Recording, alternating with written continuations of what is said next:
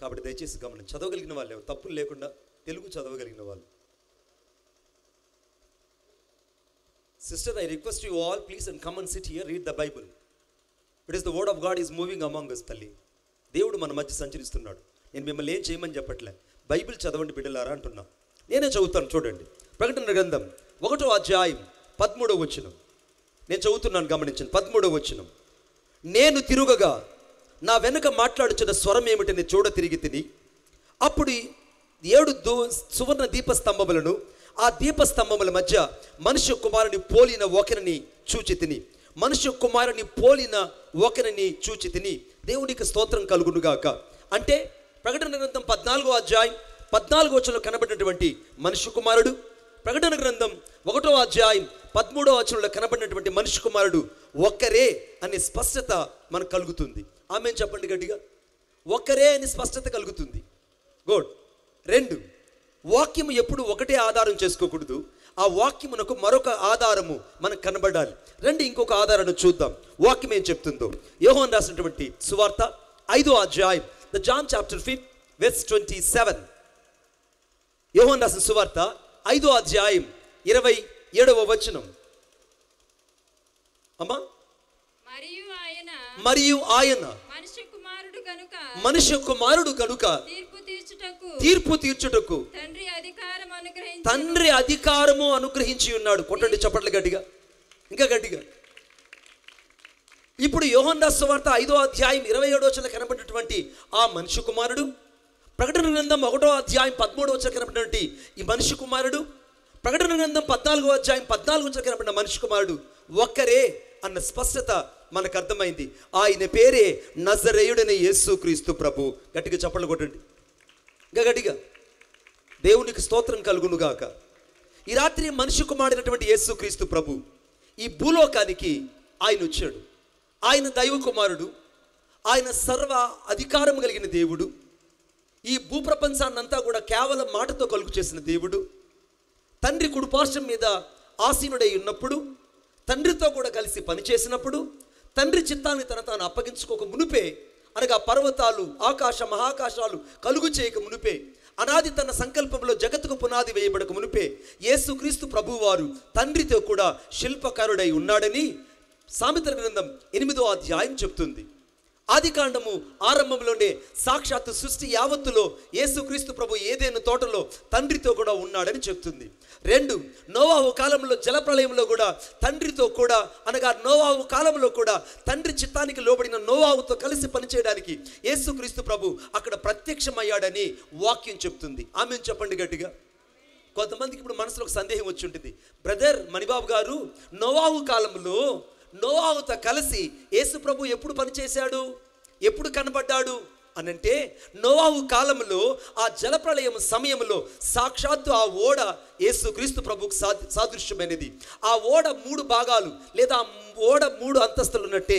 మొదటి అంతస్తేమో తండ్రి అయిన దేవునికి సాదృశ్యం, 2వ అంతస్తేమో కుమారుడైన యేసుక్రీస్తు ప్రభుకు సాదృశ్యం, 3వ అంతస్తేమో పరిశుద్ధాత్మ దేవునికి సాదృశ్యం. మరొక వైపున చూస్తే అతి పరిశుద్ధమైన స్థలానికి సాదృశ్యము, 2 పరిశుద్ధమైన స్థలానికి సాదృశ్యము, 3 దేవుని ఆవరణమైనది. 3 చెప్తున్నాను. 1 దేహమునకు సాదృశ్యమైనది, 2 ఆత్మకు సాదృశ్యమైనది, అంతకంటే ఎక్కువగా శరీరమునకు సాదృశ్యమైనది. ఈ రాత్రికాల సమయంలో యేసుక్రీస్తు ప్రభు నోవాహు కాలంలో ఓడగా కనపడ్డాడు. రక్షణ గురించి చెప్తే అక్కడ ఉన్నటువంటి నోవాహు కాలంలో, అనగా మోయాబీయులు, అమ్మోనీయులు, హిత్తీయులు, పెర్జీయులు, గెర్గాషీయులు, అమ్మోనీయులు ఎవరు కూడా సువార్తను నమ్మలేదు. నోవాహు తప్ప మరెవరు కూడా, ఆ యొక్క ఇంటిలో వారు తప్ప మరెవరు కూడా ఆ యొక్క ఓడలోకి వెళ్ళలేదు. ఆ ఓడ సాక్షాత్తు యేసుక్రీస్తు ప్రభువే అని మనకు లేఖనాలు చెప్తున్నాయి. 2, ఆ ఓడకు ఒకే ఒక ద్వారం ఉన్నట్టు, లేదా ఒకే ఒక గొప్ప ద్వారం ఉన్నట్టు యేసుక్రీస్తు ప్రభువే యోహాను రాసిన సువార్త 14వ అధ్యాయం 6వ వచనంలో నేనే మార్గము, నేనే జీవము, నేనే సత్యమునై ఉన్నాను. ఆ ఓడకి ఒకే కిటికీ ఉన్నట్టు సాక్షాత్ ఆ కిటికీ నిరీక్షణకు సాదృశ్యమైనటువంటి యేసుక్రీస్తు ప్రభువు అయి ఉన్నాడు. ఈ రాత్రికాల సమయంలో దేవుని ఉద్దేశం ఏంటంటే, యోహాను రాసిన సువార్త 5వ అధ్యాయము 27వ వచనం కనబడిన మనిషి కుమారుడు, ప్రకటన గ్రంథం 1వ అధ్యాయం 13వ వచనంలో కనబడిన మనిషి కుమారుడు, ప్రకటన గ్రంథం 14వ అధ్యాయం 14వ వచనంలో కనబడిన మనిషి కుమారుడు ఒక్కరే. ఆయన పేరే నజరేయుడైన యేసుక్రీస్తు ప్రభు. ఆయన ఈ భూలోకానికి తీర్పు తీర్చడానికి వచ్చిన దేవుడుగా ఉన్నాడు. కొట్టండి చప్పట్లు గట్టిగా, ఇంకా గట్టిగా చెప్పండి. Thank you lord. నా ప్రయాణం ఎంతంటే ఈరోజు తిరుపతి నుండి ఆఫ్టర్ లాంగ్ జర్నీ రాత్రి సాతులూరు వచ్చి సాతులూరు నుంచి చూసుకొని పరిగెట్టుకొని వస్తున్నాను. మీరేమో ఎక్కడి నుంచి వచ్చినందుకు మీరు ఇంత టైర్డ్గా ఉన్నారు. మేము ఇంత దూరం ప్రయాణం చేసి వస్తే ముఖంలో ఎక్కడ అలసట అనిపించలే, కష్టం అనిపించలే. ఈ ఊరు రావడానికి నేను కష్టపడి ఇక్కడ రాలేదు, దేవుని ఆత్మతో నింపబడి ఇష్టపడి పరిచయం చేయడానికి వచ్చాం బిడ్డ. ఏసై గట్టిగా చప్పట్లు కొట్టి మహింపరచండి. Thank you Jesus. ఈ రాత్రికాల సమయంలో పరిశుద్ధాత్మ దేవుడు ఆ మనిషి కుమారుడు ఎవరో మనకు స్పష్టత అర్థమైంది. ఇప్పుడు రెండవ చూడండి దయచేసి నాతో పాటు. అనగా ప్రకటన గ్రంథం 14వ అధ్యాయం మధ్య భాగంలో ఆయన శిరస్సు మీద సువర్ణ కిరీటమును, చేతిలో వాడిగల కొడవలి ఉండెను. ఇది ఈరోజు అంశం. దేవుని చేతిలో ఎందుకు వాడిగలిగిన కొడవలి ఉన్నది, దేవుని చేతిలో కొడవలి ఉన్నది అని వాక్యం చెప్తుంది. అసలుకి యేసుక్రీస్తు ప్రభువు యొక్క చేతిలో కొడవలి ఎందుకు ఉండాల్సి వచ్చింది? చుట్టుపక్కలంతా వర్షం, నేను వచ్చేటప్పుడు కూడా భయంకరమైన వర్షం. నిజంగా జానన్న గారి యొక్క విశ్వాసం, ఆ దైవ శాఖల హృదయంలో పెట్టినటువంటి ఆత్మల పట్ల భారం, సంఘానికి ఇచ్చినటువంటి దేవుని యొక్క స్పర్శ, అంతకంటే దేవునితో కూడినటువంటి సహవాసం ఈరోజు ఈ వాతావరణాన్ని అనుకూలపరిచి మనల్ని ఇక్కడ నడిపించింది. కొట్టండి ఏసై గట్టిగా చప్పట్లు. మనుషుడు చేయలేదు ఈ పని. ఇది శక్తి చేతను బలము చేతను కలగలేదు, కేవలం దేవుని ఆత్మ చేతనే జరిగింది. కనుక ఈ రాత్రి ఆత్మదేవుడు నీతో మాట్లాడుతున్న మాట నువ్వు స్పష్టంగా గ్రహించాలని నేను కోరుకుంటున్నాను. ఇప్పుడు యేసుక్రీస్తు ప్రభు వారి చేతిలో కొడవలి ఉన్నది. ప్రేమ కలిగిన దేవుడు, దయ కలిగిన దేవుడు, కరుణా సంపన్నుడు, మూర్తి భవించినటువంటి ప్రేమకు నిదర్శనమైనటువంటి యేసుక్రీస్తు ప్రభు యొక్క చేతిలో వాడి అయిన కొడవలి ఎందుకున్నది? ఎందుకు ఈ యొక్క కొడవలి దేవుడి చేతిలో ఉన్నది? సంఘాలకు అర్థం కావట్లేదు, విశ్వాసులకు అర్థం కావట్లేదు, యుగాంతమందు ఉన్నటువంటి మనుషులకు అర్థం కావట్లేదు. కానీ రాత్రి దేవుని ప్రత్యక్షత నీకు అర్థం అవడానికి యేసుక్రీస్తు ప్రభువారు మన మధ్య సంచరించుచున్నారు. ఆమేన్. ఎందుకంటే ప్రకటన గ్రంథం 2వ అధ్యాయం 2వ వచనం రాయబడింది, 7 దీపస్తంభాల మధ్య సంచరించేవాడు చెప్పు సంగతి లేవనగా రాయబడింది. 7 దీపస్తంభములు అనగా సాక్షాత్తు సంఘములో అనగా సంఘ విశ్వాసుల మధ్య ఆయన సంచరించే దేవుడుగా ఉన్నాడు. ఈ రాత్రి యేసుక్రీస్తు ప్రభు చెప్తున్నటువంటి మాట ఏంటంటే, నేను నా చేతిలో వాడిగలిగిన కొడవలి ఉన్నది. ఆ కొడవలి అంట భూమి మీద విసిరి వేయబడినాడట. ఆ కొడవలి వేయబడగానే ఒక స్వరము పరలోకం నుంచి వినపడింది, నీ కొడవలి పెట్టి, వాడిగలిగినటువంటి నీ కొడవలి పెట్టి భూమి పైరు కోయి. భూమి పైరు పండింది, భూమి పైరు పండింది. నీ వాడి అయిన కొడవలి పెట్టి దాన్ని కోసి. ఎందుకనంటే 16వ వచనంలో తన కొడవలి భూమి మీద వేయగా భూమి పైరు కోయబడిందని రాయబడింది. ఈ రాత్రి దేవుడి చేతిలో ఎందుకు కొడవలి ఉన్నది? నువ్వు పొలం పని చేసి రైతు దగ్గరికి వెళ్తే ఆ రైతు అంటాడు, అయ్యా నేను కోతను కోసేటువంటి ఒకే ఒక పనిముట్టు, ఆ పనిముట్టు పేరేంటి? నేను చెప్పాను అప్పుడు బ్యాటరీ అయిపోయింది, నన్ను రిక్వెస్ట్ చేసుకో తమ్ముడు. చెప్పానా రిక్వెస్ట్ చేసుకున్నాం, ఇప్పుడు బ్యాటరీ అయిపోతుంది, ప్లీజ్ నాన్న కొంచెం మారిపోయింది చూడు, బ్యాటరీ అయిపోయింది.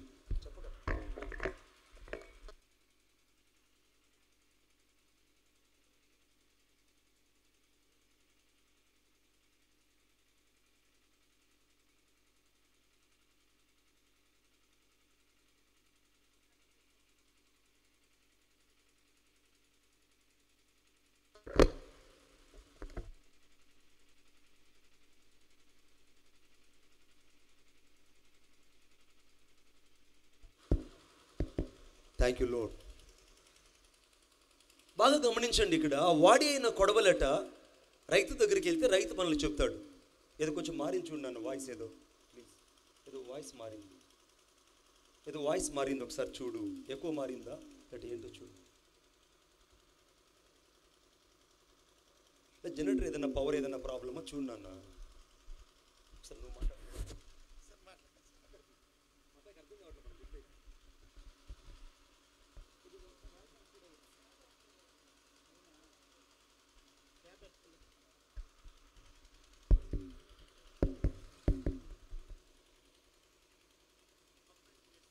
బ్రదర్ ట్యాబ్ తీసుకెళ్ళాడట. బ్రదర్ ఎక్కడున్నారు బ్రదర్? బ్రదర్ వాయిస్ కంట్రోల్ రావట్లేదు brother.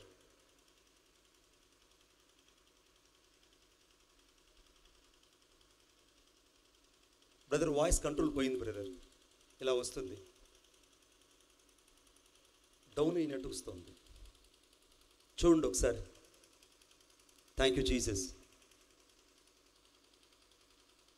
Thank you lord.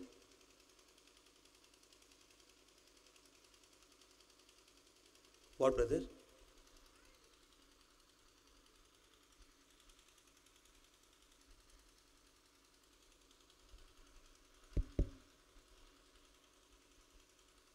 Mixer లేకుండా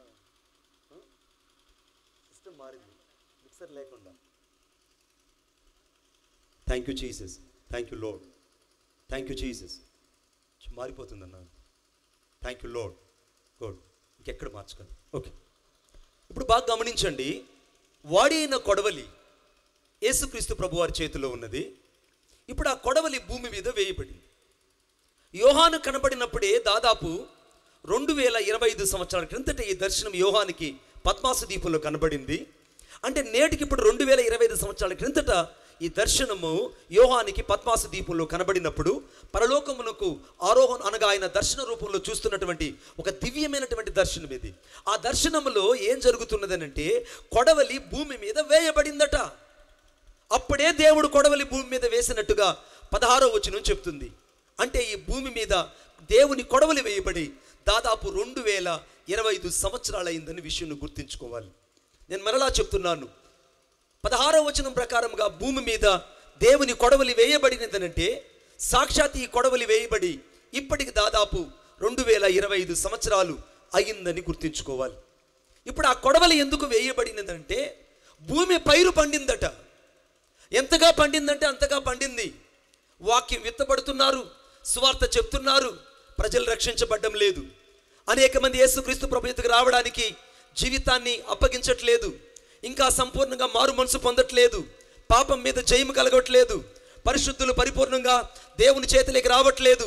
కారణం ఏంటనంటే దేవుని యొక్క వాక్యపు శక్తి అర్థం కావట్లేదు. అందుకే మత్తయి రాసిన వార్త 13వ అధ్యాయం 39వ వచనం చదువుదాం ఒకసారి. మత్తయి రాసిన వార్త 13వ అధ్యాయం 39వ వచనం. 39వ వచనం. వాటిని విత్తిన శత్రువు అపవాది, కోత, యుగ సమాప్తి, కోత కోయువారు దేవదూతలు. ఆమేన్ చెప్పండి అందరూ ఒకసారి నాతో పాటు. ఇప్పుడు పైరు పండింది, ఆ పొలము సాక్షాత్ ఈ లోకము, ఆ లోకములో వేయబడిన పంట సంఘము, ఆ పంటలో ఉన్నటువంటి గోధుమలు సాక్షాత్తు విశ్వాసాలు అనబడిన మనము, సేవకులు అనబడిన మనము, సువార్థికులు అనబడిన మనం. మరలా వాక్యంలోకి మిమ్మల్ని తీసుకెళ్లాలని కోరుకుంటున్నాను.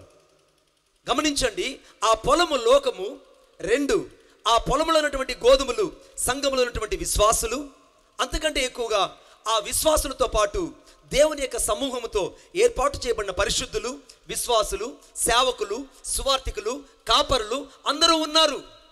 ఇప్పుడు ఆ పంట ఎదుగుతూ ఉన్నది, పంట ఎదుగుతూ ఉన్నది, పంట ఎదుగుతున్నది. 2025 సంవత్సరాల క్రితం నుండి ఆది అపోస్తుల కాలంలో నుండి ఈ పంట ఎదుగుతూనే ఉన్నది. ఇప్పుడు ఈ పంటను కోసే కాలం ఒకటి రాబోతున్నది. ఆమేన్. ఆ పంట కోయడానికే సేవకులు సమర్పించుకొని సేవ చేస్తున్నారు. సేవకులు ఎందుకు కన్నీరు మున్నీరై సేవ చేస్తున్నారు? సేవకులు ఎందుకు కడుపు చేత పట్టుకొని ప్రార్థన చేస్తూ సేవ చేస్తున్నారు? సేవకులు ఎందుకు ప్రసవ వేదన కలిగి ఒకనాటి ప్రసవ వేదన జనమును కనడానికి సరిపోతున్నట్టుగా ప్రతిరోజు ఎందుకు ప్రయాసపడుతున్నారు? ఎందుకు వ్యయ ప్రయాసలకు వచ్చి సువార్త పరిచరణ చేస్తున్నారు? ఎందుకు సభలు నిర్వహిస్తున్నారు? ఎందుకు అనేకులు దేవుని రాజ్యానికి తీసుకెళ్లాలని సేవకులు తమ జీవితాలలో పోరాటాన్ని, ఆరాటాన్ని కలిగి ఉన్నారంటే ఈ రాత్రి ఇక్కడి నుంచి కొంతమందిని రక్షించబడి దేవుని కొట్టుకు చేర్చబడతారండి. కొట్టు చప్పట్లు గట్టిగా, దేవుని కొట్టుకు చేర్చబడాలని. నువ్వు దేవుని సంఘంలో ఉన్న నీవు దేవుని చేతిలో ఉన్న పంటగా ఉన్నావో, లేకుంటే దేవుని పంట కాక వేరొక పంట అయి ఉన్నావో ఆలోచించుడు. కొంతమంది నన్ను ప్రశ్నిస్తుంటారు, మణిబాబు గారు మేము దశంభాగం ఇవ్వడం లేదు, మాకేం కావట్లేదు, మేము దశంభాగం ఇవ్వట్లేదు, మాకేం కావట్లేదు, మేము పాపం చేస్తూనే ఉన్నాం, దేవుని దగ్గరకు వస్తూనే ఉన్నాం, మాకేం కాలేదు. తర్వాత మేము చర్చికి వెళ్తూనే ఉన్నాం, మా యొక్క అన్ని ఆచారాలు వదలడం లేదు, మరి మాకేం కాలేదు. పైపెచ్చు నా త్రాగుండు మానలేదు, నా వ్యసనాలు మానలేదు, నా రహస్య పాపాన్ని విడిచిపెట్టలేదు, నా అంతరంగంలో ఏలుతున్నటువంటి స్వాభావికమైన దైవ విరుద్ధమైనటువంటి కార్యాలు కొన్ని ఎవరికి కనబడినంత లోతుగా నాలో ఉండి నన్ను అనుక్షణం నా మనస్సాక్షిని గాయపరుస్తున్నా, వాటిని సరిదిద్దుకోలేకపోతున్నాను. మనుషుల కోసం సరిదిద్దుకున్నట్టుగా బతుకుతున్నాను కానీ దేవుని కోసం సరిదిద్దుకోవట్లేదనే వాళ్ళు ఈ రాత్రి చాలా మంది ఇక్కడ ఉన్నారు. అంటే ఈ రాత్రి ఇక్కడ శరీరానుసారులు ఉన్నారు. ఎందుకంటే రోమిలియస్ పత్రిక 8వ అధ్యాయం 5వ వచనం రాయబడింది, శరీరానుసారులు శరీర విషయాల మీద మనసు ఉంచెదరు, ఆత్మానుసారులు ఆత్మ విషయం మనసు ఉంచెదరు. శరీరానుసారమైన మనస్సు మరణము, ఆత్మానుసారమైన మనస్సు జీవమును సమాధానమైనది. ఈ రాత్రి ఇక్కడ శరీరానుసారులు ఉన్నారు, ఆత్మానుసారులు ఉన్నారు. ఈ రాత్రి ఇక్కడ భక్తి పరులు ఉన్నారు, ఈ రాత్రి ఇక్కడ భక్తిహీనులు ఉన్నారు. ఈ రాత్రి దేవుని కోసం సంపూర్ణంగా జీవించేవాళ్ళు, ఇంకా అసంపూర్ణమైన జీవితాన్ని జీవించేవాళ్ళు. ఈ రాత్రి పరిశుద్ధులు ఇక్కడ ఉన్నారు, ఇంకా పాపంలో నిలిచిన వాళ్ళు ఉన్నారు. ఇక్కడ మారు మనసు పొందిన వాళ్ళు ఉన్నారు, ఇంకా మారు మనసు అక్కర్లేదనుకున్న వాళ్ళు ఉన్నారు. ఈ రాత్రి ఇక్కడ బాప్తిసం తీసుకున్న వాళ్ళు ఉన్నారు, ఇక్కడ బాప్తిసం వాయిదా వేసేవాళ్ళు. రకరకాల మిళితమైన మిశ్రమైన జనాము సంఘములో ఉన్నట్టే గోధుమలు గురుగులు కలిసే ఉన్నాయి. సంఘములో గోధుమలు గురుగులు కలిసి ఉన్నాయి. ఆ కోతకాలము యుగ సమాప్తి. ఇప్పుడు కోతకాలం సమీపించింది. దేవుడు తన కొడవలు పెట్టి ఈ భూమి మీద పండిన పైరు కోసేయబోతున్నాడు. ఒక్కరు మిగలరు. నేను మరలా చెప్తున్నాను, ఒక్కరు మిగలరు భూమి మీద. అంతం ఎప్పుడో రావాల్సింది. దేవుడు ఎందుకు ఇంకా ఆలస్యం చేస్తున్నాడో తెలుసా? ఆ వ్యక్తులు అంటారు నాతో, మణిబాబు గారు నేను తాగుతూనే ఉన్నా, అయినా నాకేం కావట్లేదు, నాకేంటండి పరిస్థితి? మణిబాబు గారు నేను రోజు కొట్టుకెళ్తూనే ఉన్నాను, అయినా చర్చికి వెళ్తున్నా, ఏదో కానుకిస్తున్నా నా వ్యాపారంలో, లేదా నేను చేస్తున్న పనిలో నా భార్య కానుక తీస్తుంటే సంతోషంగా అంగీకరిస్తున్నా, మా కుటుంబం బాగానే ఉంది. సంఘానికి మేము కానుక ఇవ్వకపోయినా మేము బాగా వర్ధిల్లుతూనే ఉన్నాం. అన్ని ఆచారాలు చేస్తూ దేవుని కోసం బతుకుతున్నామని భ్రమపడుతున్నా మేము బాగానే ఉన్నాం అనుకుంటున్నారు. ఈ రాత్రి యేసుక్రీస్తు ప్రభువు చెప్తున్నారు, నిన్ను కొడవలి పెట్టి కోయడానికి ఒక నిమిషం పడదు బిడ్డ, నిన్ను పెకిలించి అవతల పడేయడానికి ఒక నిమిషం పడదు. ఫస్ట్ టైం కరోనా వచ్చింది, అందరూ చాలా భయంగా ఉన్నారు. సెకండ్ టైం కరోనా వచ్చింది, చాలామంది ఏమనుకున్నారంటే ఏం కాలేదులే అన్నయ్య, ఫస్ట్ కరోనాలో ఏం కాలేదు, ఇప్పుడు కాలేదన్నారు. ఆకులు ఉన్నట్టు రాలిపోయారు. The silent moving is war is among us.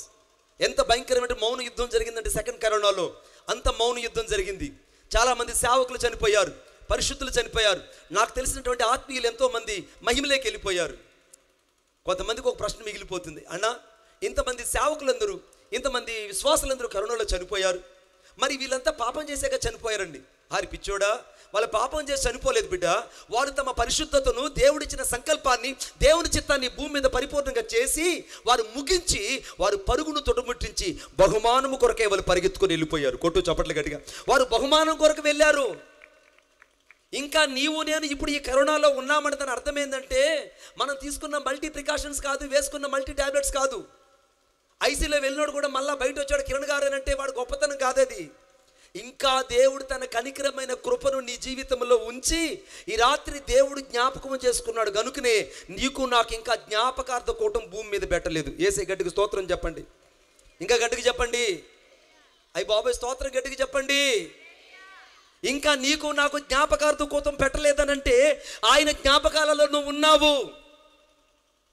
ఇప్పుడు వచ్చే కరోనా మహాభయంకరమైందని అందరూ చెప్తున్నారు, కానీ యుగాంతము సమీపించింది.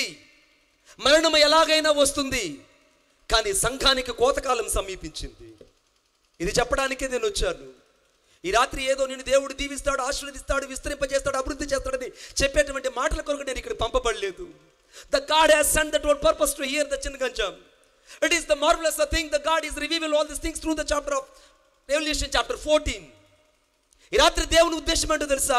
నువ్వు దేవుని కొడవలి చేతుల్లో పడకూడదని దేవుడు నిన్ను ప్రేమించాడు కనుకనే, ఇంకా దేవుని జ్ఞాపకాల్లో ఉన్నావు కనుకనే జ్ఞాపకార్థ కూటం పెట్టకుండా ఇంకా కరోనాలో దాటుకొని పోతున్నా, ఇంకా కరోనా చూస్తున్నావంటే ఇంకా నిన్ను చంపకుండా దేవుడు ఎందుకు బతికించాడంటే ఈ రాత్రి రక్షించబడి సంపూర్ణంగా మారు మనసు పొంది బాప్తిస్మం సాక్షాత్ దేవుని చేతులకి నీ జీవితాన్ని అప్పగించుకుంటావని దేవుడు నీకు కృపనిచ్చి దయదలిచి ఈ జీవితాన్ని ఇచ్చాడు. కొట్టు చప్పట్లు గట్టిగా.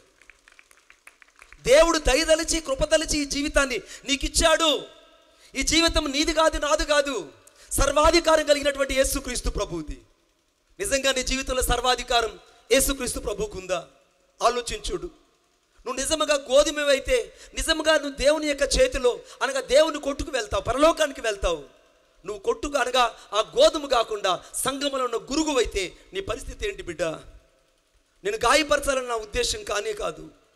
నన్ను అపార్థం చేసుకోకు, నన్ను ఈ రాత్రి అపార్థం చేసుకోకు. పరిశుద్ధాత్మ దేవుడు చెప్తున్నాడు, the holy spirit speak to you in this time, but you have to reveal all these things. నువ్వు గురుగులాగా ఉంటే ఈ రాత్రి నీ జీవితాన్ని పరిశీలించుకోవాలి. నువ్వు గురువు అయితే నువ్వు చేర్చబడలేవు కొట్టుకి. అందుకే వాక్యంలో రాయబడింది అక్కడ, నాకు చాలా ఇష్టమైన మాట. మత్తయి సువార్త అనగా 13వ అధ్యాయం 43, 41, 42, 43 చదవండి. చివరిలో 41, 42, 43. గురుగులు ఎలాగు కూర్చబడి అగ్నిలో కాల్చివేయబడును, అలాగే యుగ సమాప్తి యందు జరుగును. మనుష్య కుమారుడు చూసావా? ప్రకటన గ్రంథం 14 కనబడిన ఆ మనుష్య కుమారుడు, ఈ కోతకాలంలో కనబడుతున్న మనుష్య కుమారుడు, ప్రకటన గ్రంథం 1వ అధ్యాయము అనగా 13వ వచనంలో కనబడిన మనుష్య కుమారుడు, యోహాను సువార్త 5వ అధ్యాయము 27వ వచనంలో కనబడిన మనుష్య కుమారుడు ఒక్కరే. ఆ ప్రభు అయినటువంటి యేసుక్రీస్తు ప్రభుయే యుగ సమాప్తిలో కోత కోయడానికి తన దేవదూతలను భూలోకానికి పంపించి ఉన్నాడు. కొట్టండి చప్పట్ల గట్టిగా. కోత కోయడానికి ఆయనే అనుమతించి ఉన్నాడు. తీర్పు కాలం ఆసన్నమైంది. తీర్పు కాలం ఆసన్నమైంది. ఆ తీర్పు నేడో రేపో భూమి మీదకి రాబోతుంది. నరులు అనుకుంటున్నారు అంతా క్షేమంగా ఉంటుందని. వాడు అనుకుంటున్నాడు తాగుబోతాడు, నేను బాగానే ఉన్నాను మణిబాబు గారు, నాకేం కాలేదని. బిడ్డా, నువ్వు ఇంకా బాగున్నావు అంటే దానికి కారణం ఏంటో తెలుసా? నువ్వు గురుగు అని తెలిసినా, ఇంకా గురుగు కలిగిన లక్షణాలని నీ జీవితంలో ఉన్నాయని తెలిసినా ఆయనను పెకిలించకుండా ఎందుకు ఈ రాత్రి కూడా సంపూర్ణంగా నీకు కృపనిచ్చి జీవితాన్నిచ్చి జ్ఞాపకంలో ఆయన ఉంచుకొని ఎందుకు నిన్ను బతికించాడంటే, ఈ రాత్రి ఆయన సంపూర్ణంగా మారు మనసు పొంది యేసుక్రీస్తు ప్రభు యొక్క రక్తం చేత కడగబడి సంపూర్ణంగా నువ్వు బాప్తిసం తీసుకొని ఆయన చేతుల్లోకి వెళ్ళి నువ్వు ఆయన చేతిలో సజీవ సాక్షిగా బతుకుతావని ఈ రాత్రి యేసయ్య నీకు ప్రాణ భిక్ష పెట్టడానికే ఈ రాత్రి దేవుడు ఇక్కడ నేను తీసుకొచ్చాడు. ఆమేన్ చెప్పండి గట్టిగా. దేవుడు ఇక్కడ నేను తీసుకొచ్చాడు, గుర్తుపెట్టుకో. రేపు నీది కాదు. అందుకే దేవుడు అందరూ అంతటా మారు మనసు పొందవాలనని ఆయన దీర్ఘశాంతము కలిగిన వాడై ఉన్నాడు. ఈ రాత్రి యేసుక్రీస్తు ప్రభు దీర్ఘశాంతాన్ని ఎందుకు చూపిస్తున్నాడంటే నీవు రక్షించబడ్డానికి. దీర్ఘశాంతం ఎందుకంటే ఇంకా నువ్వు సంపూర్ణమైన సేవకు వస్తావని. దీర్ఘశాంతం ఎందుకు కనపరుస్తున్నాడంటే ఇంకా నువ్వు సంపూర్ణంగా దేవుని చిత్తానికి లోబడి దేవుని చిత్తంలో అమర్చబడతావని, ఇంకా నువ్వు సంపూర్ణంగా దేవుని యొక్క స్వాభావికమైనటువంటి స్వరూపితలోకి వస్తావని ఆయన నీ కొరకు ఎదురు చూస్తున్నాడు. ఈ రాత్రి కొడవలి వేయబడింది. కొడవలి ఇప్పుడు సంఘములో ఉన్నది. సంఘములో గోధుమలు కొయ్యడానికి ఆయన సిద్ధంగా ఉన్నాడు. ఈ రాత్రి నువ్వు గోధుమ అయితే దేవునికి స్తోత్రం. నువ్వు గోధుమ కాకుండా ఏదో ఒక రహస్య పాపం నీ అంతరంగంలో దాచబడి ఉంటే నువ్వు ఖచ్చితంగా గురుగువే. మనం ఖచ్చితంగా గురుగులమే. అందుకే వాక్యంలో రాయబడింది, నాకు చాలా ఇష్టమైన మాట. అనగా దావీదు కీర్తన 29, ద సామ్ 29 verse 8. దావీదు కీర్తన 29:8 వచనం. యెహోవా స్వరము అరణ్యమును కదిలించునని రాయబడింది. యెహోవా స్వరము అరణ్యమును కదిలించును, యెహోవా స్వరము కాదేశును కదిలించును. ఆ 4-5 వచనాలు చదివితే యెహోవా స్వరము లెబనోను పర్వతాలను దేవదారు వృక్షములను ఫెలమని విరిచిందని రాయబడింది. ఈ రాత్రి దేవుని స్వరము అనేకులను మార్చాలని చూస్తుంది. దేవుని స్వరం ఈ రాత్రి అనేకులు కదిలించాలని చూస్తుంది. నేను కూడా ఒకప్పుడు అన్యుడినే. నాకు యేసుక్రీస్తు ప్రభు వారు తెలియదు. నేను ఇక్కడ రాగానే ఈ మందిరం చూడగానే నాకు ఈ మందిరం కింద ఉన్నటువంటి పునాదిని దేవుడు నాకు చూపించాడు. I have to see the honor that what God has the filthy pillars. ఈ యొక్క మందిరం యొక్క అంతర్భాగంలో ఉన్నటువంటి ఆ యొక్క పునాదుల్ని చూడగలిగారు. ఆ పునాదులన్నీ కన్నీటితో తడవబడి ఉన్నాయి. ఆ పునాదులన్నీ దేవుని కొరకు సమర్పణతో తడిచి ఉన్నాయి. ఆ పునాదులన్నీ సాక్షాత్తు క్రీస్తుతో నిబంధన చేసుకోవడం ద్వారా, పిలుపును దేవుని కొరకే ప్రత్యక్షతను కాపాడుకోవడం ద్వారా దేవుడు నిర్మించినటువంటి శ్రేష్టమైన మందిరంలో ఈ రాత్రి నువ్వు నిలిచి ఉన్నావు. కొట్టు చప్పట్ల గట్టిగా. ఈ రాత్రి నువ్వు నిలిచి ఉన్నావు. ఇది మనుషుడి చేత నిర్మించబడిన మందిరం కాదు. ఓ రాబా షాబా రాబా రాబా. ఇది మనుషుడి చేత నిర్మించబడినది కాదు. దేవుడి రాత్రి ఆత్మ మూలంగా నీ జీవితంలో ఒక ప్రత్యక్షత తీసుకురావడానికి ఇష్టపడుతున్నాడు. బిడ్డ, నువ్వు గురుగువైతే ఈ రాత్రి సంపూర్ణంగా మారు మనసు పొందు. నువ్వు గురుగువైతే రక్షించబడు. ఇంకా లోతైన పశ్చాత్తాపం లేకుండా, అంతరంగంలో పాపాన్ని విడిచిపెట్టకుండా, పైపైన భక్తిహీనత కలిగి లోపల శక్తిని ఆశ్రయించకపోతే ఈ రాత్రి నువ్వు మారు మనసు పొందు. యేసుక్రీస్తు ప్రభు వారు నీ కొరకు ఇక్కడ నిలబడి ఉన్నారు. యేసుక్రీస్తు ప్రభు ఈ రాత్రిని క్షమించడానికి ఇక్కడ నిలబడి ఉన్నాడు. యేసుక్రీస్తు ప్రభు తన రక్తంతో కడిగి శుద్ధీకరించడానికి ఈ రాత్రి సంపూర్ణుడుగా ఇక్కడ నిలిచి మన మధ్య సంచరిస్తున్నాడు. అందుకే ప్రకటన గ్రంథం 2వ అధ్యాయం 2వ వచనంలో 7 దీప స్తంభముల మధ్య సంచరించేవాడు చెప్పు సంగతులేవనగా, అంటే ఈ రాత్రి యేసుక్రీస్తు ప్రభు సంఘములో సంచరిస్తున్నాడు, ఈ రాత్రి సభలో సంచరిస్తున్నాడు. ఈ రాత్రి నీ నా జీవితంలో సంచరించడానికి యేసుక్రీస్తు ప్రభు ఇక్కడ నిలిచి ఉన్నాడు. ఒప్పుకుందో గట్టిగా యేసుకి చప్పట్లు కొట్టండి, ఇంకా గట్టిగా కొట్టండి. నేను కూడా ఒకప్పుడు హైందవుణ్ణే, నాకు యేసుక్రీస్తు ప్రభు వారంటే తెలియదు. నిద్ర లేచిన వెంటనే నేను అంబస్య నారే భువన్నస్య నకస్య నహావృష్టి నహోతో నహీయాన్ సర్వేశ్వరం సర్వస్యహం ఏషం సర్వేషం ఏషం సర్వస్య యశోంతర్యా మేషాయేని ఓం శ్రీ మృదమజయాయ నమః. అంతటి నిష్ట కలిగిన వ్యక్తిని నేను. నా చేతిలో తాయితులు, విభూతులు, రక్షరేఖలు నా శరీరం అంతా తాండవించేటివి. నాకు ఇంత గొప్ప మహాదేవుడు నాకు తెలియదు. మా పూర్వీకులు కానీ మా తాత ముత్తాతలు ఎవరు కూడా యేసు ప్రభు గురించి వినలేదు, ఆయన గురించి తెలుసుకోవడానికి కూడా మేము ఇష్టపడలేదు. ఎందుకంటే మేము సనాతన ధర్మాన్ని ఎక్కువగా విశ్వసించిన వారు. నేను ఉదయకాల సమయంలో ఆ తిరుపతి శ్రీకాళహస్తి సమీపంలో శ్రీ అంటే సాలిపురుగు, కాల అంటే సర్పము, హస్తి అంటే ఏనుగు. భారతదేశంలో 2 దక్షిణ కాశీలు, 2 కాశీలు మాత్రమే ఉన్నాయి. ఒకటి ఉత్తర కాశీ, రెండవది దక్షిణ కాశీ.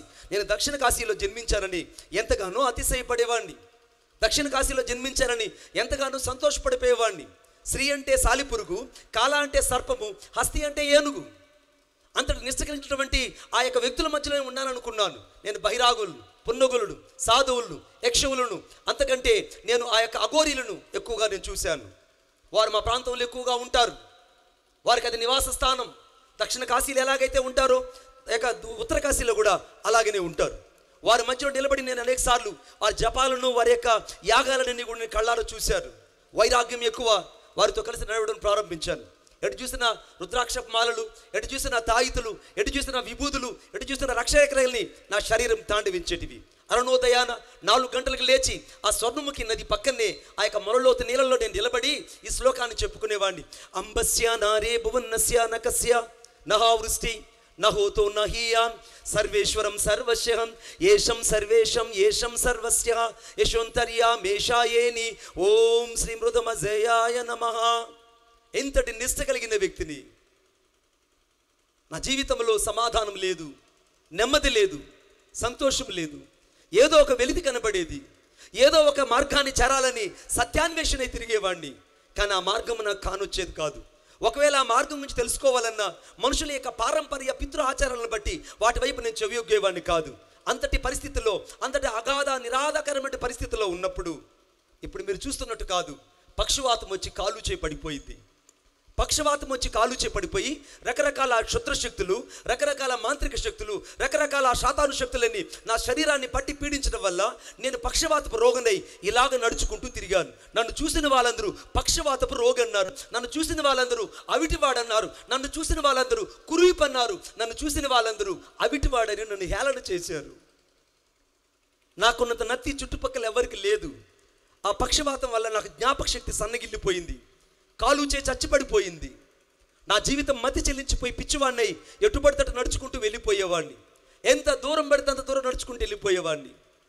చివరికి నేను ఒక రోజున ఆ శాతాను శక్తులను నన్ను ఎక్కువగా పీడించడం ద్వారా పూలమ్మని చోట కట్టెలు అమ్మలేక చచ్చిపోదామని సూసైడ్ చేసుకున్నాను.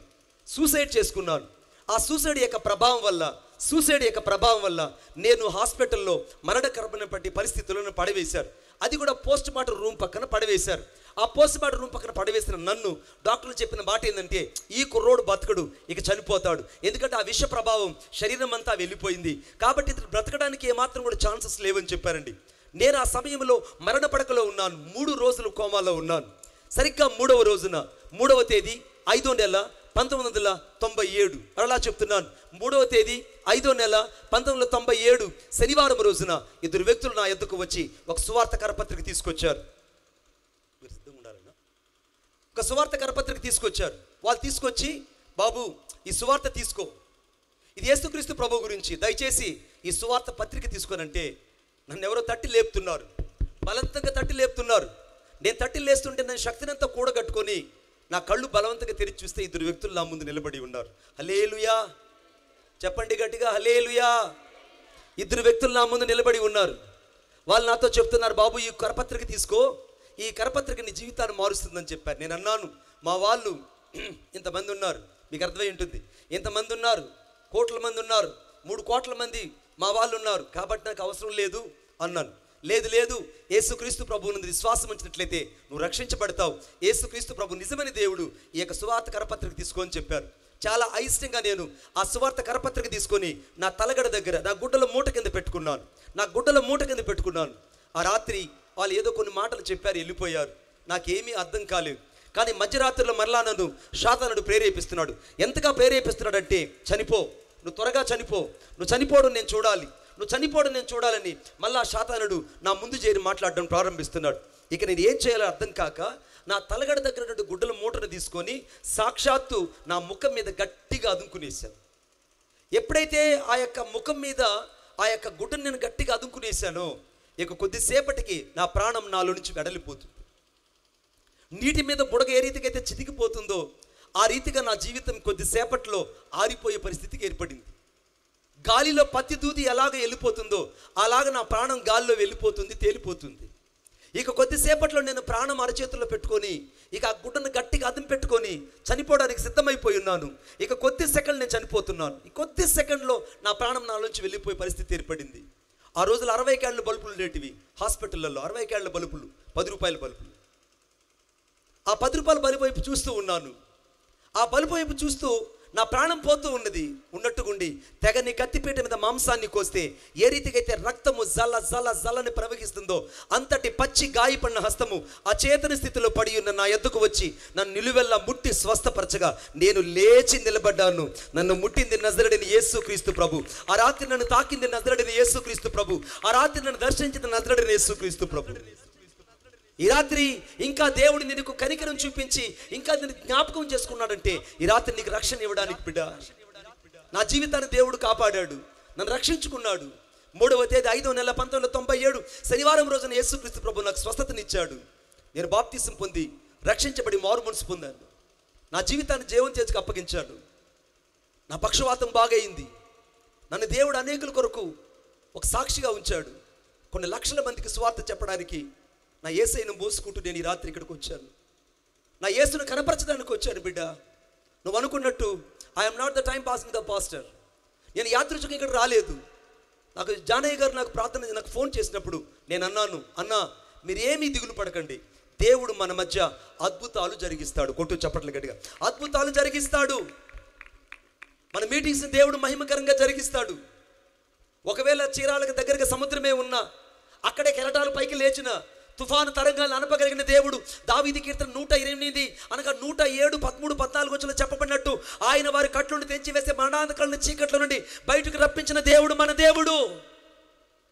24వ వచనంలో ఆయన తుఫాన్లు అనిపివేయగా తరంగములు అణిగిపోయిను, వారి కోరని రేవునకు ఆయన వాడు నడిపించిందని చెప్పిన దేవుడు మన దేవుడు. మన దేవుడు మన కూటాలను దేవుడు మహిమకరంగా జరిగిస్తాడని చెప్పాను. కొట్టండి చప్పట్లు. మీ కళ్ళతో చూస్తున్నారు. ఈ రాత్రి యేసయ్య మా మధ్యలో నిలిచి ఉన్నాడు.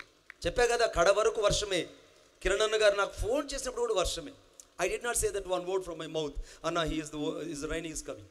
ఇక్కడ వర్షం వస్తే నేను చెప్పలేదు, కానీ నేను పాజిటివ్గా మాట్లాడడానికి ప్రయత్నిస్తాను, నెగిటివ్గా మాట్లాడడానికి ఇష్టపడలేను. కారణం ఏంటంటే విశ్వాసహితమైన కదలికలో పరిశుద్ధాత్మ దేవుడు ఎక్కువగా సంచరిస్తుంటాడు. కొట్టండి చప్పట్లు గట్టిగా. విశ్వాసహితమైన ప్రార్థనలో, విశ్వాసమైన కదలికలో, విశ్వాసమైన నోటి మాటలో దేవుడు ఎక్కువ కదలిస్తుంటాడు.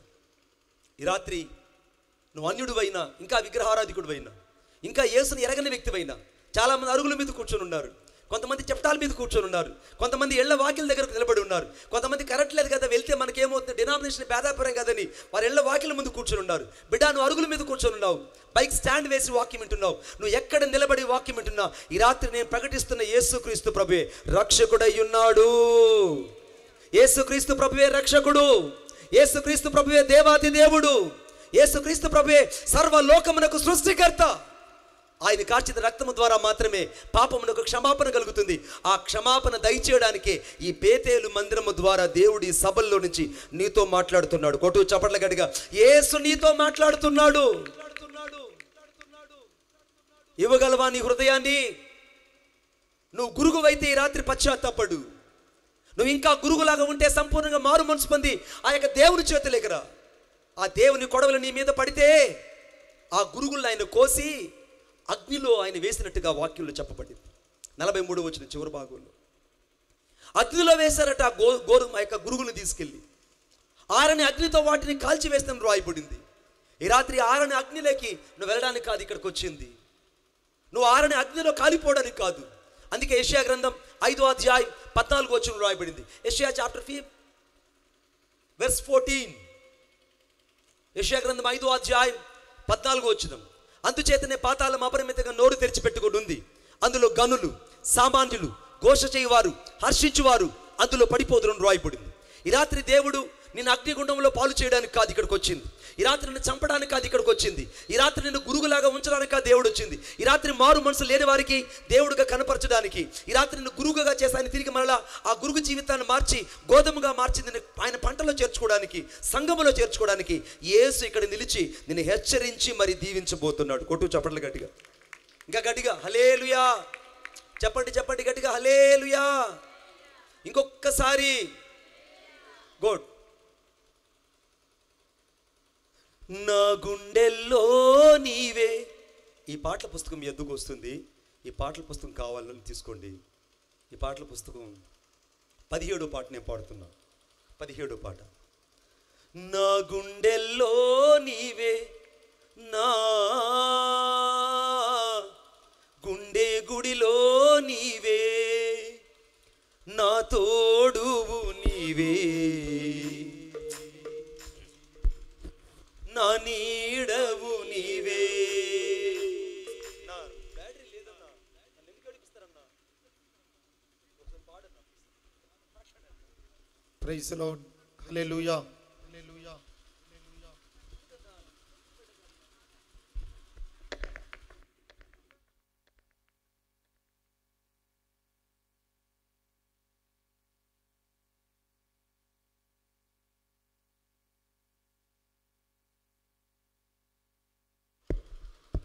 నా గుండెల్లో నీవే, నా గుండె గుడిలో నీవే, నా తోడువు నీవే, నా నీడవు నీవే.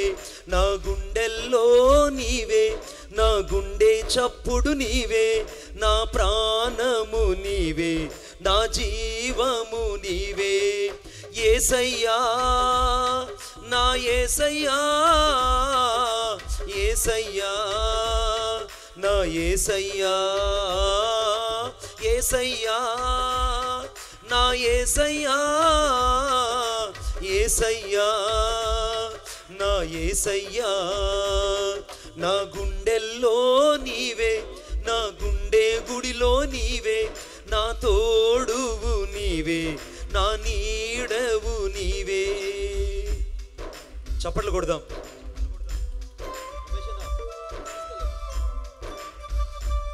ఈ పాటల పుస్తకాలు మీ ఎద్దుకు వస్తాయి. దయచేసి కావాల్సిన వాళ్ళు తీసుకోండి. ఈ పాటల పుస్తకం వేళ 20 రూపాయలు మాత్రమే.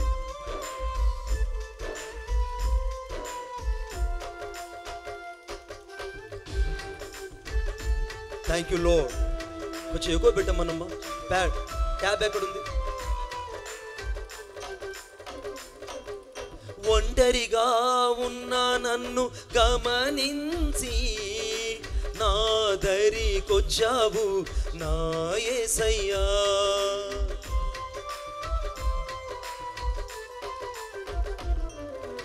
ఒంటరిగా ఉన్న నన్ను గమనించి నా దరికొచ్చావు నా యేసయ్యా.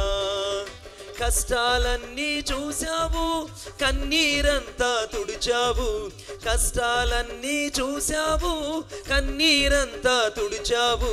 భయపడకు అన్నావు, నాకు తోడై ఉన్నావు, భయపడకు అన్నావు, నాకు తోడై ఉన్నావు.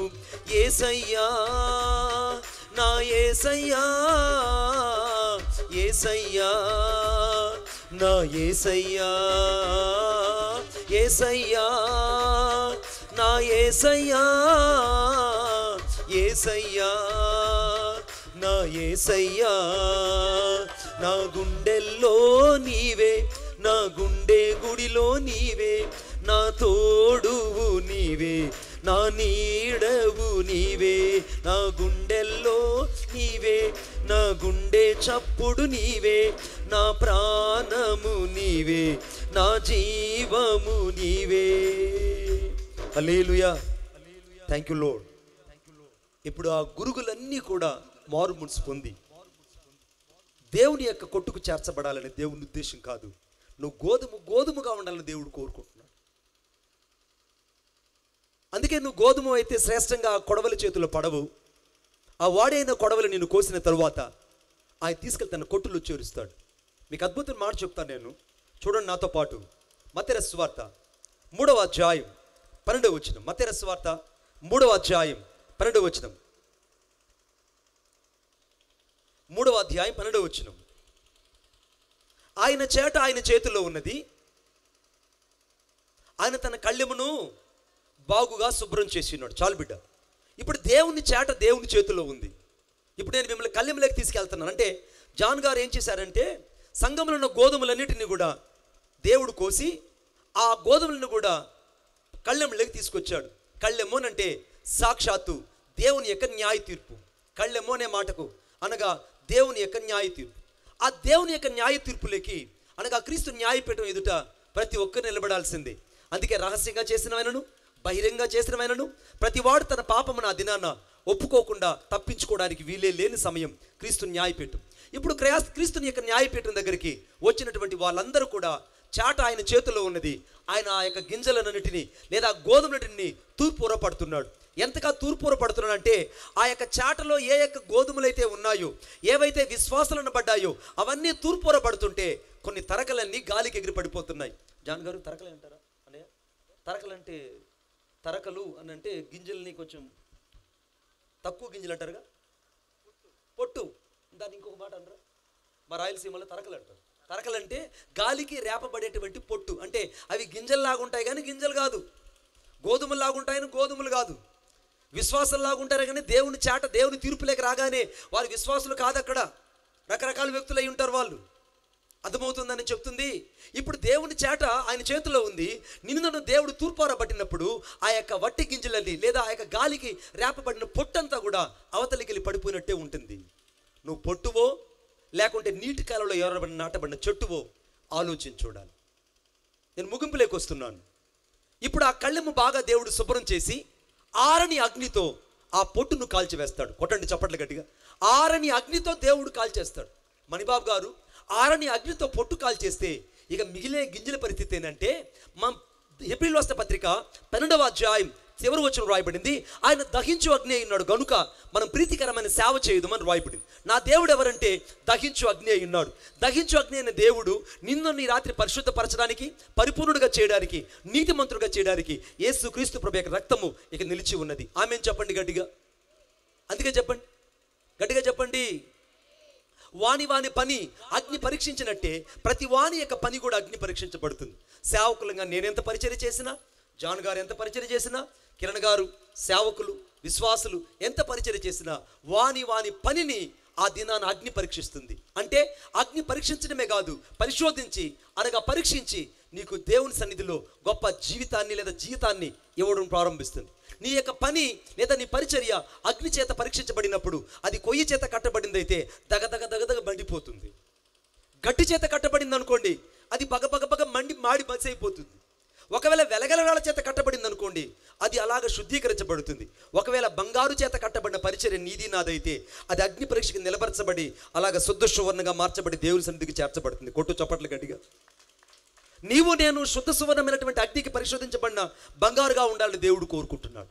ఇప్పుడు నీవు నేను గోధుమై ఉండాలి, కొట్టుకు చేర్చబడాలి, కళ్ళెముకు చేర్చబడాలి, కళ్ళెములో నుండి అగ్ని చేత పరీక్షకి నిలబడి దేవుని రాజ్యం చేర్చబడాలి. ఇది ప్రతి ఒక్కరి జీవితంలో జరగవలసిందే. ఇది తప్పించుకోవడానికి ఎవరికి ఛాన్సెస్ లేనే లేవు.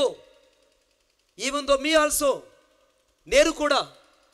అయితే ఈ రాత్రి యేసుక్రీస్తు ప్రభు యొక్క రక్తము నేను కడిగి శుద్ధీకరించడానికి ఇక నిలిచి ఉంది. ఇప్పుడు చదవండి, చివరిగా నేను చెప్పాను. ప్రకటన గ్రంథం 14వ అధ్యాయం 18వ వచనం మధ్య భాగంలో, భూమి మీద ద్రాక్ష పళ్ళు పరిపక్వమైనవి, వాడి అయిన నీ కొడవలు పెట్టి దాని గెలలు కోయమని చెప్పాను. చాలు బిడ్డ. కాగా దూత తన కొడవలి భూమి మీద వేసి భూమి మీద ద్రాక్ష పళ్ళను కోసి దేవుని కోపమనే ద్రాక్ష పెద్ద తొట్టిలో వేసెను. అని రాయబడింది. బాగా గమనించండి. మొదటిసారి కొడవలి వేయబడినప్పుడు భూమి పైరు కొయ్యబడింది, గోధుమలు కొట్టుకు చేర్చబడ్డాయి. రెండవసారి భూమి మీదకు కొడవలి విసిరివేయబడుతుంది. ఆ కొడవలి ఎందుకంటే ద్రాక్ష పళ్ళును అనగా కోసి తొట్టిలో వేయమని దేవుని వాక్యం చెప్తుంది. ఇంతకీ ద్రాక్ష పళ్ళు ఎప్పుడు పరిపక్వమయ్యాయి? ద్రాక్ష పళ్ళు, భూమి మీద ఉన్న ద్రాక్ష పళ్ళు పరిపక్వమైనవి. వాడైన నీ కొడవలు పెట్టి దాని గెలలు కొయ్యి. ద్రాక్ష పళ్ళులాగానే కనబడుతున్నారు అందరూ, కానీ ఆ తోట ద్రాక్ష తోటే గాని లోపల కారు ద్రాక్షాలున్న యెషయా గ్రంథం 5వ అధ్యాయంలో చెప్పబడ్డట్టు అది పేరుకు మంచి ద్రాక్షలే కానీ పిచ్చి ద్రాక్షాలు పోలి ఉన్నాయి. చాలా మంది రాత్రి నేను శ్రేష్టమైన నిక్కమైన ద్రాక్ష చెట్టు అనుకుంటున్నారు, కానీ ఐగుప్తు దేశం నుంచి తెచ్చి దేవుడిని నాటుకుంటే నువ్వు శ్రేష్టమైన ద్రాక్ష పళ్ళు ఫలిస్తావని తోటమాలి ఎదురు చూసినట్టే ఈ రాత్రి యేసయ్య కూడా నీ కోసం చాలా కాలం ఎదురు చూశాడు. సంఘ కాపరి కూడా చాలా కాలం నీ కోసం ఎదురు చూశాడు. చాలాసార్లు సువార్తికులు ఎదురు చూశారు. చాలాసార్లు దేవుని యొక్క వాక్యం నీ కొరకు ఎదురు చూసింది.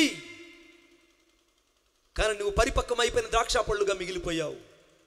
కారు ద్రాక్షాలు కాస్తున్నావు, పిచ్చి ద్రాక్షాలు కాస్తున్నావు, శ్రేష్టమైన ద్రాక్షావళిగా లేవు. నిక్కమైన ద్రాక్ష తీగవని నమ్మి దేవుడు నిన్ను ఐగుప్తులోంచి తెచ్చి తన కోసం నాటుకుంటే నీవేమో నీ ఇష్టం వచ్చినట్టు బతుకుతున్నావు. ఐగుప్తు తెచ్చుకుని నాటుకున్న ఈ యొక్క ద్రాక్ష తీగకు ఉన్నటువంటి ఆలోచన ఏంటంటే ఒక్కరోజు కూడా భూ సంబంధమైనటువంటి మాటలే ఎక్కువయ్యాయి. పరసంబంధమైన జీవితం అక్కర్లేని జీవితం అయిపోయింది. కానీ ద్రాక్ష పళ్ళు కూడా ఆయన కోయడానికి ఇష్టపడ్డాడు. ఈ రాత్రి సంఘంలో ఉన్న ఒక మంచి ద్రాక్ష పళ్ళుగా ఉండవేమో, దేవునికి స్తోత్రం. ఒకవేళ సంఘంలో శ్రేష్టమైన ద్రాక్ష చెట్టుకి అనగా యేసుక్రీస్తు ప్రభు ద్రాక్ష అనగా చెట్టు అయి ఉంటే, ఆయన ద్రాక్ష వల్లి అయి ఉంటే, ఈ రాత్రి నీవు నేను యోహాను 15వ అధ్యాయం 2, 3, 4 వచనాల్లో తీగలై ఉన్నాం. తీగైన నీవు శ్రేష్టమైన ద్రాక్ష పళ్ళు ఫలిస్తున్నావో లేదో ఆలోచించుడు. నిక్కమైన ద్రాక్ష పళ్ళు కాయాలని దేవుడు నిన్ను కోరుకుంటే నువ్వు కారు ద్రాక్షలు కాస్తున్నావు. నీ కారు ద్రాక్షలు కాస్తున్నావు. అందుకే యెషయా గ్రంథం 5వ అధ్యాయంలో రాయబడి, దయచేసి నాతో చూడండి. యెషయా గ్రంథం 5వ అధ్యాయం, యెషయా గ్రంథం 5వ అధ్యాయం. అందరూ బైబిల్ తీయాలని కోరుకుంటున్నారు. 2వ వచనం, ఆయన దానిని బాగుగా త్రవ్వి రాళ్ళు ఏరి అందులో శ్రేష్టమైన ద్రాక్ష తీగలు నాటించను. దాని మధ్య బురుజు ఒకటి వేయించి ద్రాక్ష తొట్టును తొలిపించను. ద్రాక్ష పళ్ళు ఫలింపవలనని ఆయన ఎదురు చూచుచుండను, కానీ అది కారు ద్రాక్షాలు కాచను. కారు ద్రాక్షాలు కాచిన జీవితాలు ఈ రాత్రి ఇక్కడ ఉన్నాయి. పేరుకి ద్రాక్ష పళ్ళు అన్న మాటే కానీ రాకడ సమీపించింది, యుగ సమాప్తి సమీపించింది. దేవుడు తన కొడవలు పెట్టి కోసే రోజు ఆసన్నమైంది. బిడ్డ, ఈ వాక్యం చదువుతున్న నీవు, ఈ వాక్యం వింటున్న నీవు ఈ రాత్రి నువ్వు గ్రహించాలి. అందుకే 4వ వచనం రాయబడింది, నేను ద్రాక్ష తోట చేసిన దానికంటే మరి ఏమి నేను చేయగలను? అది ద్రాక్ష పళ్ళు కాయునని నేను కనిపెట్టినప్పుడు అది కారు ద్రాక్షాలు కాయుటకు కారణం ఏంటి? కారు ద్రాక్షలు కాయడానికి కారణం ఏంటి? నేను దేవుడు నిన్ను మంచిగా నాటాడు. ఈ సంఘంలో నేను దేవుడు తన సంఘంలో తన సురక్తం ఇచ్చి సంపాదించుకున్న సంఘంలో దేవుడు నిన్ను పరిశుద్ధుడిగానే చేశాడు. ఈ రాత్రి పరిశుద్ధాత్మ దేవుడు 3 ప్రశ్నలు నేను వేనిమ్ము. మొదటిది, ఆరంభంలో నీకున్నదే వైరాగ్యం. ఒకటి, దేవుని కొరకై వెంపర్లాడే వైరాగ్యం. ఆ వైరాగ్యం నీ జీవితంలో ఉందా? నీ గుండెల మీద చేసుకొని చెప్పాలి. ఇప్పటికే నీ మనస్సాక్షి నీతో మాట్లాడడం ప్రారంభిస్తుంది. పరిశుద్ధాత్మ దేవుడు నీ అంతరంగా తట్టడం ప్రారంభిస్తున్నాడు కదూ. లోతైన పశ్చాత్తాపం కలగాలని నిన్ను ప్రేరేపిస్తున్నాడు కదూ. నీ కారు ద్రాక్షల కారణం ఏంటంటే ఆరంభంలో ఉన్న భక్తి జీవితం ఇప్పుడు నీ జీవితంలో సన్నగిల్లింది. మార్కు సువార్త 1వ అధ్యాయంలో చెప్పబడినట్టు ఇంకా నువ్వు చాలా చీకటి ఉండగా ఆయన పెందల కళ్ళు లేచి ప్రార్థన చేయుటకు ఏకాంతంగా అరణ్య ప్రదేశంకి వెళ్ళి ప్రార్థించునని రాయబడింది. ఎంతమంది పెందల కళ్ళు లేచి ప్రార్థన చేస్తున్నారు? వేకువజామున ప్రార్థన చేసి అలవాటు పోయింది ప్రజలకి. చాలామంది వేకువజామున ప్రార్థన మానుకునేశారు. నేను చాలా బాధతో చెప్తున్నాను, దేవుడు నీ కొరకు ఎదురు చూస్తున్నాడు బిడ్డ. The God is waiting for you at the door of step. దేవుడు నీ గుమ్మం మీద చాలాసార్లు ఎదురు చూచాడు నువ్వు వేకువజామున ప్రార్థన చేస్తావని, కానీ నువ్వు ప్రార్థించట్లేదు. విలాపవాక్యం 2వ అధ్యాయం 19వ వచనం రాయబడింది, రేయి మొదటి జామున లేచి నీళ్లు కుమ్మరించినట్లు నీ హృదయం నా సన్నిధిలో కుమ్మరించమని రాయబడింది. ఈ రాత్రి దేవునికి నువ్వు ప్రార్థించే వ్యక్తి కనబడాలని కోరుకుంటున్నాడు. నీ కుటుంబం ప్రార్థించే కుటుంబం ఉండాలని కోరుకుంటుంది. సంఘంలో సాక్ష్యం కలిగిన కుటుంబం ఉండాలని కోరుకుంటుంది. సంఘంలో సేవకులకు లోబడే కుటుంబం ఉండాలని కోరుకుంటుంది. సంఘంలో వాక్ ప్రత్యక్షత కలిగిన కుటుంబం ఉండాలని కోరుకుంటుంది. సంఘంలో నీకు ఒక సాక్ష్య సమూహం కలిగిన వ్యక్తిగా ఉంచాలని దేవుడు కోరుకుంటున్నాడు. నీవేమో కారు ద్రాక్షాలు కాస్తున్నావు. మానగలవా? నీవు మనసు మార్చుకోగలవా? నీ కారు ద్రాక్షల కారణం ఏంటంటే ఆయన నీ మీద నమ్మి నిన్ను ఇంకా సజీవుడిగా ఉంచినందుకు. నిన్ను ఇంకా సజీవుడిగా ఉంచాడు. నువ్వు గమనించాలి. ఆ యొక్క ద్రాక్ష పళ్ళను కోసి తన తొట్టిలో వేసట. ఆ ద్రాక్ష పళ్ళు ఏవి అనంటే బాగా గమనించండి. 20 వచనం చదువుతున్నాను. ఆ గెలలన్నీ కోసేమో ఆయన తన యొక్క రాజ్యానికి చేర్చాడు, కొట్టుకు చేర్చుకున్నాడు. మిగిలినవేమో ద్రాక్ష పళ్ళను కోసి ఆ కోపమనే, దేవుని కోపమనే పెద్ద ద్రాక్షల తొట్టిలో వేసెను. బాగా గమనించాలి. ద్రాక్ష పళ్ళేమో కోసినప్పుడు ఆయన ఆ కొట్టుకు చేర్చుకున్నాడు, పరలోకానికి చేర్చుకున్నాడు. రెండవది కారు ద్రాక్షాలు, పిచ్చి ద్రాక్షాలు, వెర్రి ద్రాక్షాలు అనగా ద్రాక్ష పళ్ళని భ్రమపడేటివి. మా ప్రాంతంలో ద్రాక్ష పళ్ళు ఎక్కువగా పండుతాయి. పలంనేరు, ఆ బెంగళూరు సమీపంలో ద్రాక్ష పళ్ళు చాలా ఎక్కువగా పండుతాయి. ద్రాక్ష తోటలు వేల ఎకరాల్లో ఉంటాయి. ఆ ద్రాక్ష పళ్ళు ఒకసారి నేను ఆ తోటలో వెళ్ళి కొనుక్కుందామని వెళ్ళాను. వెళ్తే ఒక తోటమాలి అన్నాడు, అయ్యా నీకేమి ఇష్టమో అవి లోపలికి వెళ్ళి మీరు తెచ్చుకోండి అన్నారు. ఎంత దూరం అని చెప్పగలరు? 2-3 ఎకరాలు, క్షమించండి, దాదాపు ఒక 100 ఎకరాల పైనే ఉంది ఆ తోట. అంత దూరం ఉంది. నేను అంత దూరం ఎక్కడ వెళ్ళగలనని చెప్పి ఆ తోటకు సమీపంలో అటు ఇటు తిరుగుతున్నాను. చాలా పళ్ళు కిందకు వాలున్నాయి, ఆ తీగల నుంచి కింద వేలాడుతున్నాయి. ఆ పళ్ళు ఒక్కొక్కటి తీసుకొని తింటున్నాను. ఏది కొనుక్కుంటే బాగుంటుంది, ఏ గెల కొనుక్కుంటే బాగుంటుందని వెళ్తూ ఉంటే ఒక ద్రాక్ష గెల దగ్గర తీసుకొని అలా నోట్లో పెట్టుకోగానే అది భయంకరంగా కారుగా ఉంది, పిచ్చి ద్రాక్ష ఉంది, నాకు మత్తిల్లిపోతుంది. అప్పటిగా నా తోటమాలిని, అయ్యా ఏంటి ఈ ద్రాక్ష పళ్ళు ఇంత వెర్రిగా ఉంది, పిచ్చిగా ఉంది, మత్తెక్కుతుందనంటే అతను అన్నాడు, ఇది కారు ద్రాక్ష అయ్యా, ఇది పిచ్చిది, ఇది సంఘములో ఉన్నదన్న మాటే కానీ, సంఘములో చేర్చబడిన ద్రాక్ష పళ్ళనే మాటే కానీ లోపల ఏదో ఇంకా పాపం ఉన్నటువంటి ఒక వెర్రి ద్రాక్ష, కారు ద్రాక్ష. ఇది దేవుని కోపమనే, తీక్షణమైన కోపమనే తొట్టులేకి త్రోయబడ్డారు కానీ మరి దేనికి ఇది పనికిరాదు. ఈ రాత్రి నువ్వు ఎలా ఉన్నావు ఒకసారి ఆలోచించుడు బిడ్డ. నా 2 చేతులు దండం పెట్టి చెప్తున్నా, నాకు సమయమే ఉంటే నీ దగ్గరకు వచ్చి నేను కాళ్ళు పట్టుకుని బ్రతిమలాడినంత బాధ నా హృదయంలో ఉంది. కారణం, నేను ఒక అన్యుడును, నన్ను యేసుక్రీస్తు ప్రభువారు రక్షించాడు. నేను 2 రాష్ట్రాలకు వెళ్ళాలి. ఇక 1 పంజాబ్కి వెళ్ళాలి, 2 జమ్మూ కాశ్మీర్కి వెళ్ళాలి. ఈ 2 రాష్ట్రాలే భారతదేశంలో నేను సువార్తకి వెళ్లకుండా ఆగాను. 2 కొరకు ప్రార్థన చేస్తున్నాను. ప్రభు చిత్తానుసారంగా జూలైలో అనగా 3వ వారంలో పంజాబ్లో దేవుడు 4 రోజులు సభలు ఏర్పాటు చేశాడు. హల్లెలూయా, హల్లెలూయా. నా దేవుడు గొప్ప దేవుడు. నువ్వు ఎంత ఎర్రోడైనా, ఎంత పిచ్చోడైనా, మాటానోడైనా, మతిహీనుడైనా, అందరి ఎదురు సాక్ష్యం కోల్పోయినా, ఒకవేళ నువ్వు వెర్రివాడివైనా, ఈ రాత్రి యేసుక్రీస్తు ప్రభువు నిన్ను వాడుకోబోతున్నాడు. దేవుని పని నీ ద్వారా జరగబోతుంది. ఎందుకు నువ్వు భయపడుతున్నావు? దేవుని నిన్ను దీవించడానికి ఇష్టపడుతున్నాడు. ఈ రాత్రి నిన్ను ఆశీర్వదించడానికి ఇష్టపడుతున్నాడు. ఆ దేవుని కోపమనే, ఆ తీక్షణమైనటువంటి కోపమనే తొట్టిలో ఆ ద్రాక్ష పళ్ళు వేసి ఆయన తొక్కినాడని రాయబడిందండి. ఆయన తొక్కడం ఏందండి? చదవండి నాతో పాటు. నేను చెప్పే కదా, ఈ వాక్యం మీకు చదివితే అర్థమవుతుంది. యెషయా గ్రంథం 63వ అధ్యాయం 2-3 వచనాలు, విలాప వాక్యములు 1వ అధ్యాయం 15వ వచనం. ఈ 2 రెఫరెన్స్లు ఒకసారి చదవండి.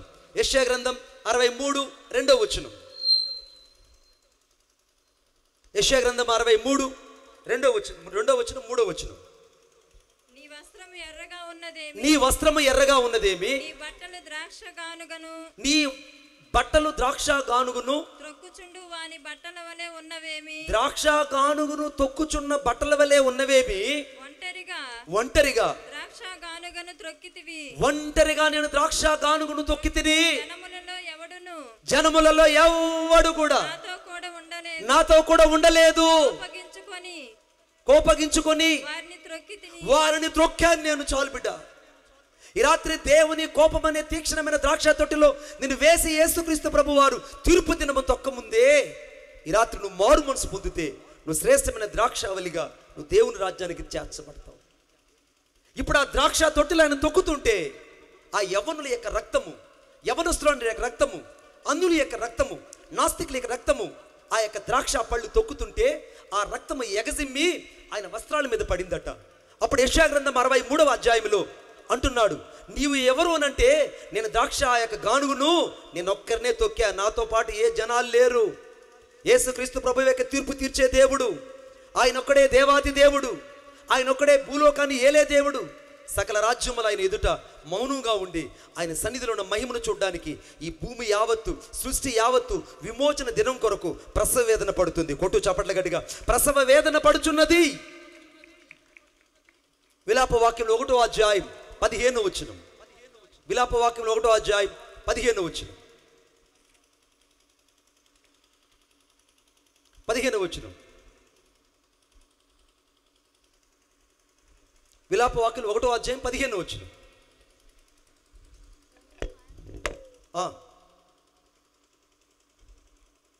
చదువు బిడ్డ.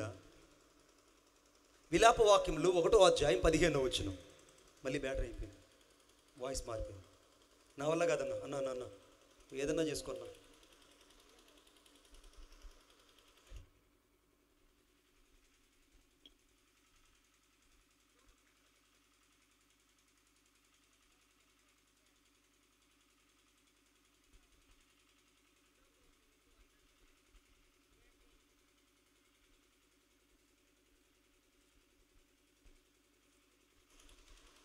నేను చదువుతున్నాను, గమనించండి.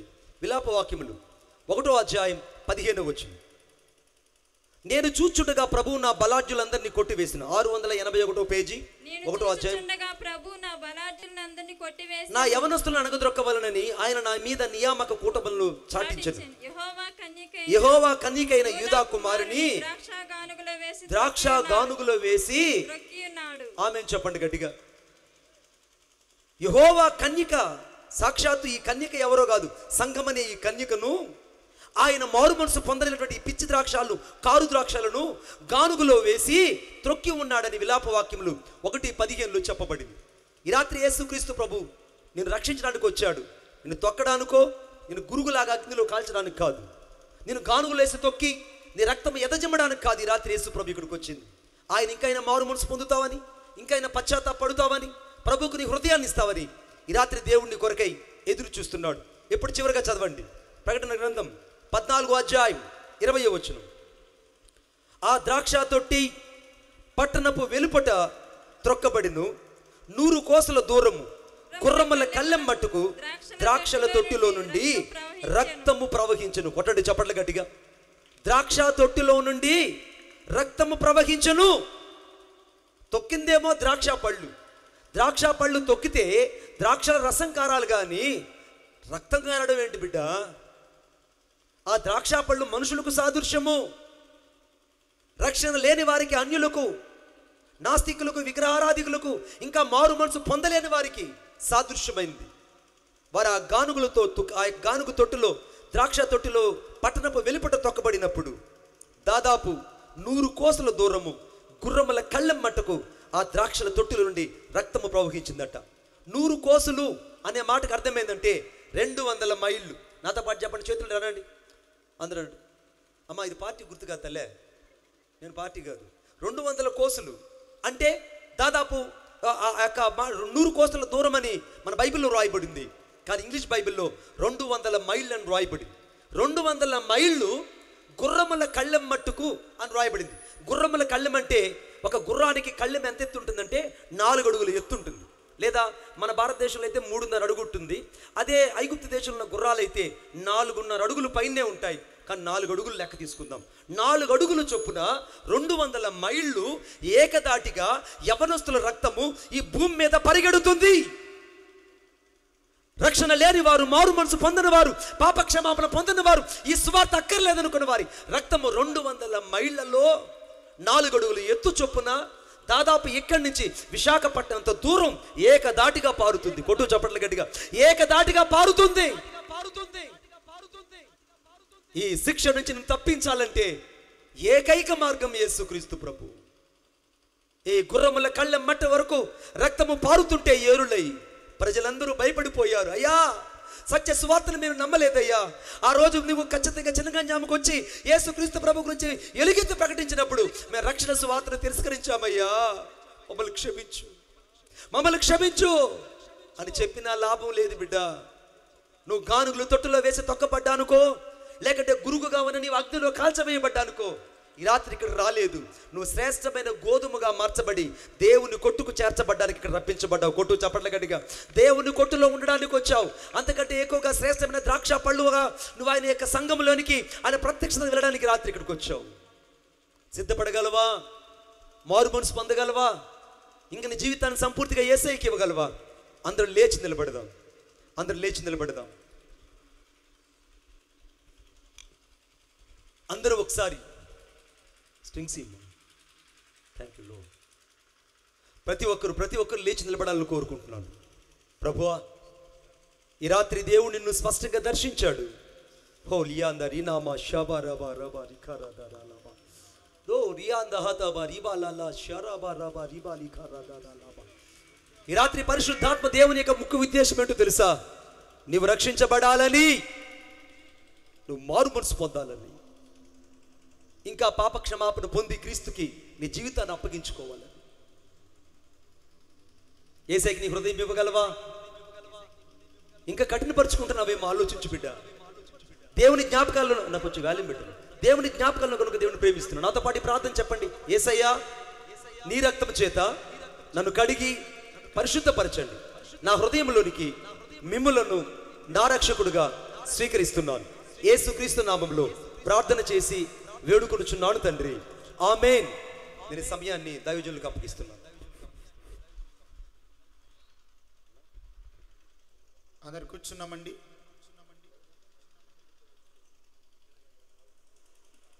మరి మణిబాబాయ్ గారు చక్కని దివ్యమైనటువంటి సందేశాన్ని మనకు అందించారు. మరి ప్రభు నామముల వందనాలు తెలియజేస్తూ ఉన్నాం. ఈ సమయమందు ఈ భారమైన పరిచర్య నిమిత్తమై హృదయపూర్వకమైన కానుకలు సమర్పించబడతాయి కనుక ఈ సభల నిమిత్తమై మీ హృదయపూర్వకమైన కానుకలు సమర్పించవలసిందిగా ప్రేమతో మనం చేస్తున్నాం.